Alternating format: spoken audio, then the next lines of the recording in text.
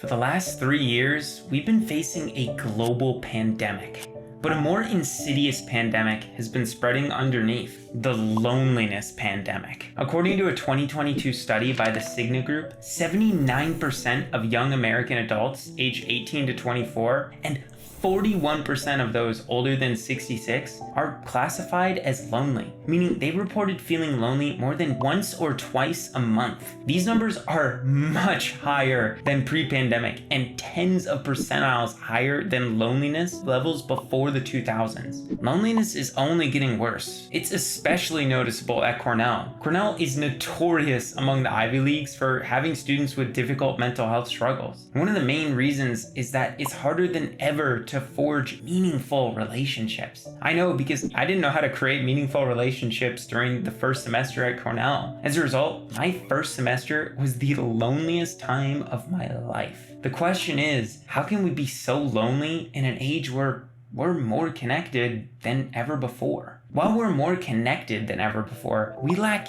intimacy and commitment in our relationships. The combination of social media, technology, and the social isolation of the pandemic created an environment where cultivating great friendships was hard. This increase in loneliness is literally killing us. According to Lundstad et al. 2010, loneliness damages our bodies equivalent to smoking 15 cigarettes a day, equivalent to being an alcoholic, equivalent to not exercising, and it's twice as harmful as obesity. Thankfully, there is a way that we can fight back against loneliness, building deep, meaningful friendships. Loneliness is a subjective feeling. When you feel you're deeply understood and unconditionally loved by another human being, you are vastly less likely to feel lonely. So building these deep, meaningful friendships is a great way to combat loneliness. That's why in this video, we're going to explore why we're focusing on friendship, the benefits of having deep friendships, what types of friendships are best to fight loneliness,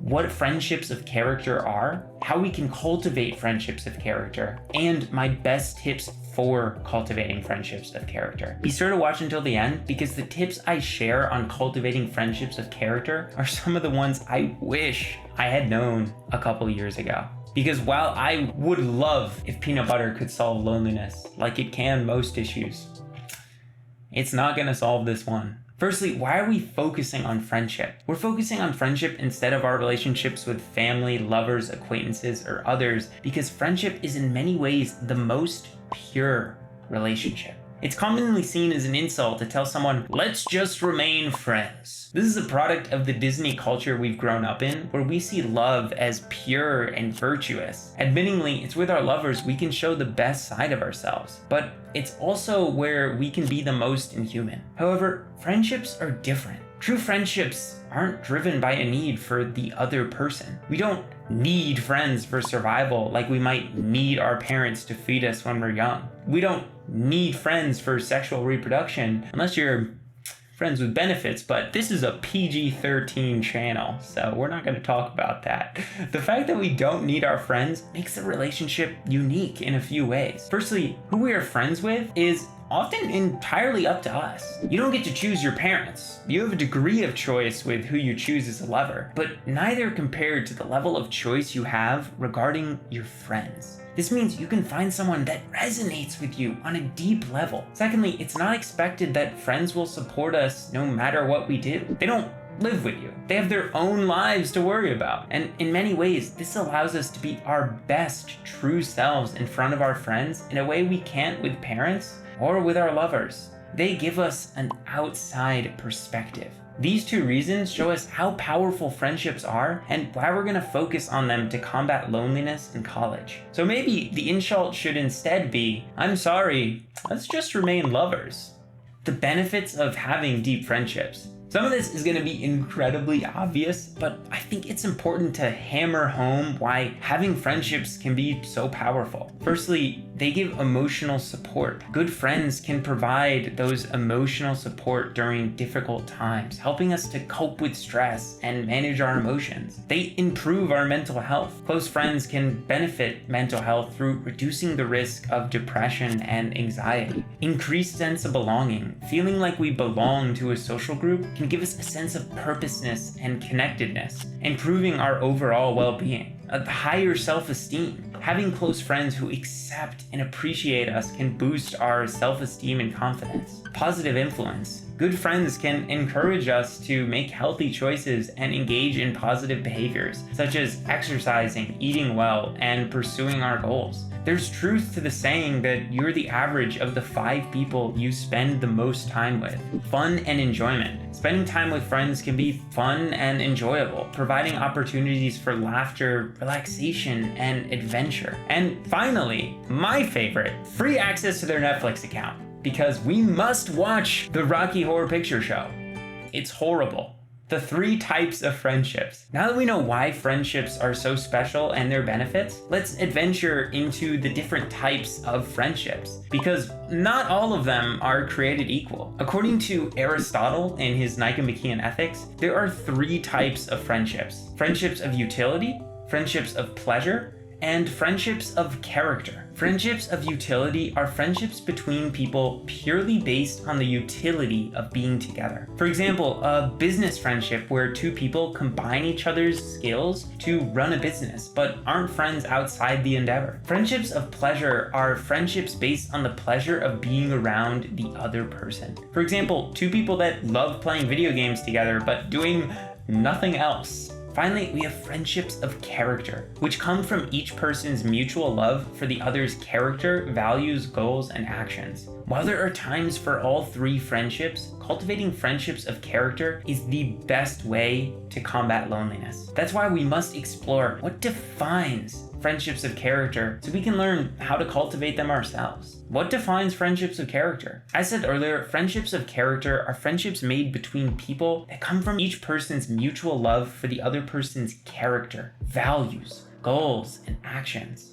But what exactly defines them? I believe there are 5 things. Firstly, they enrich you. Secondly, they want what's best for you. Thirdly, they do things for you without expecting reciprocation. Fourthly, they can survive conflict. And fifthly, they love you unconditionally, unless you killed someone. Let's explore each of those more in depth. Firstly, friendships of character enrich you. With a friend of character, you are in a lifelong conversation. No speech or topic is off limits. They change your mind about things, and you change theirs. You respect each other's views, even if they differ. Each side is enriched by the other. Secondly, they want what is best for you. Friendships of character understand your dreams and goals and help you make progress towards those dreams and goals. You know someone is truly your friend if you can tell them good news and they are genuinely happy. And if you tell them bad news, they are genuinely sad. If they secretly enjoy your failure, they are not your friend. Thirdly, they do things for you without expecting reciprocation. Friendships of character run so deep, you could ask them to fly across the world if you are experiencing a mental health crisis, and they would. Even better, they wouldn't ask for anything in return. The quality of a friendship of character can be defined by how much you're willing to do for each other without reciprocation. It's beautiful. Fourthly, friendships of character can survive tremendous conflict. To have someone enrich you, they must differ from you in opinion in some way. They must not shy away from conflict, but at the same time, they must argue over ideas, not people. In this way, friendships of character can survive incredible conflict. It's this very conflict that sparks growth and makes the relationship so powerful. Fifth and finally, friendships of character love you unconditionally. Love as a feeling can be temporary. If you truly love someone, you show love to them even when you don't feel like it. This means seeing love as an action rather than as a feeling. Friendships of character act out of love even when they don't feel like it. They give you love unconditionally. If you only love someone because they hold a certain achievement or quality, do you really love them for the whole scope of their being? Loving someone involves loving their faults just as much as their virtues. So how can we cultivate friendships of character? The triforce of good friendships. Now that we know what defines a friendships of character, how can we cultivate them? Researcher Shasta Nelson, social psychologist, believes there are 3 requirements for all healthy friendships, summarized as P plus C plus V: positivity, consistency, and vulnerability. Lack any of these 3 things, and it's difficult to downright impossible to develop a friendship of character. Firstly, positivity simply means you and your friend friend must be kind, non-judgmental, and overall a positive light when around each other. You should both feel energized by each other's presence. Secondly, consistency means seeing the other person regularly enough to develop a meaningful relationship. Ideally, once every week, but it varies, depending on if you're in college or if you're an adult. Thirdly, vulnerability means you should feel comfortable sharing weaknesses and struggles with the other person, and they will still love you unconditionally. Take into account these 3 things when developing a friendship, and it's much more likely, but not guaranteed, you can create a friendship of character. So ask yourself, which of these 3 things are you missing? And how can you try and cultivate more of it in your friendships? My best tips for building friendships of character. Now it's time to put all of this into action. Taking into account everything we've discussed about cultivating friendships of character, what are some practical tips for building them at college? Here's a massive list of ideas you can use to your heart's content. Be the organizer. I know it's unfair. Why should you have to set everything up? But if you don't, who will? You have to take the initiative. Try and have one-on-one conversations. Group conversations are hard as you have to talk about something everyone can resonate. But in one-on-one conversation, it often goes deeper into passions, beliefs, and more. As said earlier, you must understand each other's goals, dreams, values, beliefs, and more to enrich each other. Create rituals to see the other person. I have regular lunches, dinners, and D&D parties scheduled during the week with my best friends. And of course, I set up more spontaneous and novel things to do as well, but these form the bedrock of me seeing them. Keep in touch even when out of physical touch. If you can't do this, it's not a friendship, but a situationship. Message your best friend about how your week has been or month. Keep them in the loop. Show them you're thinking about them. Call during breaks, summer, or after college. Create a regular get-together as adults. Create shared experiences. Go to a concert together. Host a dinner party. Play D&D. See them in many different situations. Find shared passions. While it's not required, finding a common interest you can bond over is way easier. Join more clubs and organizations. Ideally, places where you're more likely to meet others you would resonate with. Activities that filter out those you don't want to be friends with. Attend social events on campus and start conversations with new people. Get involved in volunteer opportunities and community service projects. Take advantage of study groups and peer tutoring sessions. Participate in intramural sports and fitness classes. Attend concert, plays, and other cultural events on campus. Join a fraternity or sorority if Greek life interests you. Attend orientation events for new students to meet people in your classes. Organize a study group for your classes. Attend guest lectures and seminars on campus. Hang out in common areas on campus, such as the library student center or coffee shop. Attend sporting events and cheer on your school's team. Offer to help plan social events for your dorm or residence hall. Go on group outings such as hikes, picnics, or museum trips. Take part in campus-wide events like Homecoming or Spirit Week. Join a book club or film club. Participate in service projects or community outreach programs. Attend student government meetings or join a student organization. Offer to study with classmates who may be struggling with a subject. Attend religious services or join a campus ministry. Offer to cook or bake for your hallmates or roommates. Attend campus leadership retreats or workshops. Attend campus job fairs or career workshops. Join an intramural team or start your own sports team. Attend cultural events such as food festivals or dance performances. Participate in campus-wide charity events such as walkathons or benefit concerts. Offer to carpool to events or outings. Attend campus art shows or theater productions. Go on weekend trips with new friends to explore the area. Organize a potluck or game night for your hallmates or roommates. And finally, give value to the world, expecting nothing in return. As a content creator, this is where most of my friendships of character have come from. Paradoxically, when we give free value, we get the most back ourselves. We start to see our relationships as win-win rather than a zero-sum game where one might lose for the other to succeed. Beyond likes and follows, creating deep friendships in college to combat loneliness. Relationships are what make life worth living.